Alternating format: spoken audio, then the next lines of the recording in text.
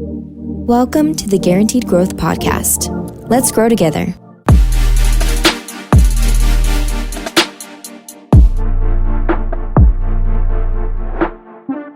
So I'm going to give you two quick facts, and I have a lot of information. If you have a pen and paper, it would be really good because we're going to go into people's school today. And I want to give you some quick facts. Fact number one, it takes skill to have successful relationships.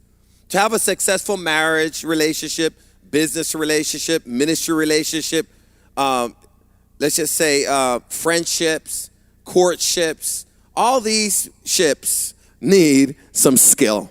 Look at Proverbs 11:30. It says this: the seeds of good deeds become a tree of life. And this is what the scripture says: a wise person wins friends. Now that word wise, it means a skillful person. So the word wise means skillful. So a skillful person knows how to win friends. The word skillful also means learned skill. That means if we're going to have great marriages, great relationships, great ministry relationships, we're going to have to learn the skills of how to accomplish that. It also means, wise means also intelligence, or it means artful. There's an art to having healthy relationships. That means every successful relationship is a masterpiece. Every successful relationship is a what? It's a work of art. It takes intention. We have to work on it. There's a lot of thought that needs to be put into it. It takes skill to win people over, make friends, to earn people's trust, for others to believe in us, to gain their support and allegiance, for them to give us permission to lead them and pour into their lives. It takes skill. As a husband, you have a position, but it takes skill to become a leader. It's more than just having the position. Does anybody want to follow you? It takes skill for you to win people over, for them to want to follow you. See, without people skills, we can't even win one soul to Christ. I've learned this. If people don't like you, they won't even pay attention to what you're saying. It takes people skills to raise our children. If our children don't know we love them and care about them, they don't care what we have to say. It takes skill to raise godly children. Look at Proverbs 11:30 in the AMPC. It takes skill to win someone to the Lord. The fruit of the uncompromisingly righteous is a tree of life. And he who is wise captures human lives for God. As a fisher of men, he gathers and receives them for eternity. What he's saying is, to win a soul or capture a soul for eternity, it's going to take some skill. It's kind of like fishing. I have no fishing skill. I know this because I went with my friend. He has fishing skill. So this is what he did. We stand there at the lake, and he puts his line in, and I don't know how it happens. I think they know it's his line. And they're hooking. I put the same hook in with the same bait, and I'm there for hours. He puts his hook in again, and he catches something. I don't know if this thing's rigged. But the idea is, he has skill. He's been doing this for years. See, I'm going in there with no confidence, with no skill. I'm just throwing a line in the water. I don't know how to catch a fish. Some of us right now are going into relationships with no skill.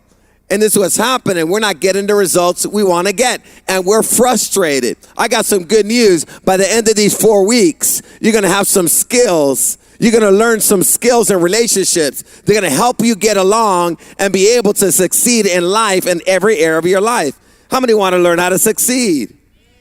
See, even Jesus taught his disciple people skills so that they could be effective. This is what Jesus said in Mark 1:17. It says, Jesus called out to them, "Come, follow me, and I will show you how to fish for people." You know what he's saying? I'm going to show you how to deal with people. I'm going to show you how to win people over. That's great. Fact number 2, people skills are the most valuable skill we can learn. because it will help us succeed in every area of our lives. Back in the late 1800s and early 1900s, there was a man named Andrew Carnegie, and he paid another guy, Charles Schwab, $1 million a year. $1 million a year in early 1900s, late 1800s.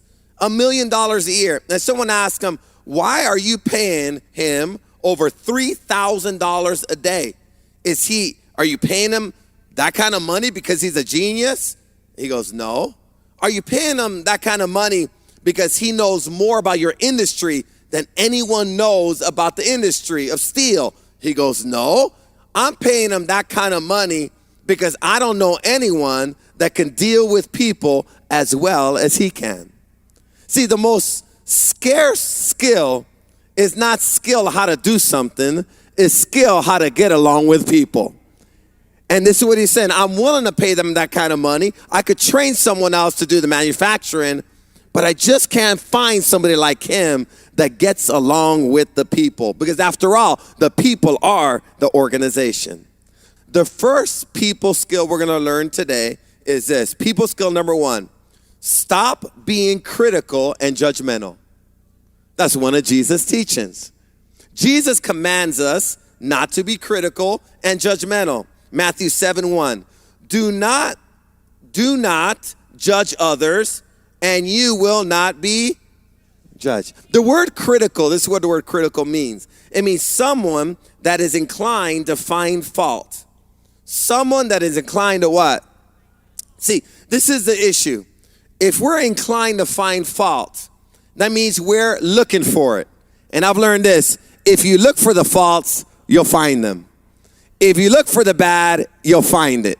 If you look for the good, you'll find it. How can you have a successful relationship if we are critical? How can we enjoy ourselves in a great church like this if we come with a critical mindset? How can we be great employees? How can we be great parents if all we're noticing is the wrong in our spouse, the wrong in our kids, the wrong in our job, the wrong in this world? Being critical is a sure way not to succeed. See, when I'm dealing with counseling and a couple comes in, you know what we're dealing usually with? 2 critical mindsets. See, if they were that bad, why'd you marry them in the first place? There must have been something good you saw in them, but there's a problem. You got a magnifying glass and you're focusing on the wrong stuff. So right now, if I ask you, what is good about your spouse? What's great about your job? What's great about your church? When you're critical, you can't give me an answer because that's not where your mind is at. Just think about that.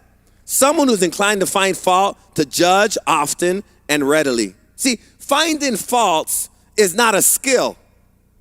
Seeing the best in others is. We're all born negative. How many get that? So Jesus commands us, he says, judge not, lest ye be judged. The word judge also means to condemn. It means indicate strong disapproval of. You'll never be great at relationships if you're constantly declaring and pronouncing how you're disappointed in people. People already know their faults. And I'll tell you this, we're not helping them by pointing them out. We are helping them when we start pointing out their potential because most people can't see it.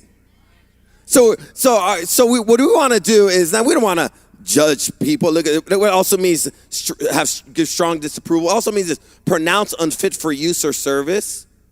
You never want to make someone feel like they're good for nothing. The word judge means to pick out faults.